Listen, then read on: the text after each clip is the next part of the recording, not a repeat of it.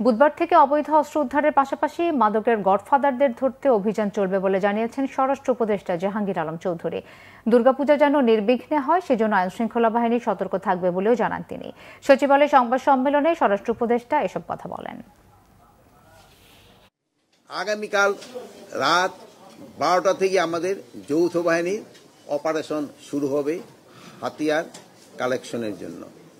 আমি এই ব্যাপারেও আপনাদেরও সহযোগিতা চাচ্ছি, যেন আমরা অবৈধ অস্ত্রগুলি কালেক্ট করতে পারি। তারপরে আমাদের সাথে আলোচনা হয়েছে যে মাদক আমাদের একটা বড় ধরনের সমস্যা, এই মাদকটা আমরা কিভাবে নিয়ন্ত্রণ করতে পারি। এই মাদক নিয়ন্ত্রণটা আমাদের জন্য খুবই জরুরি।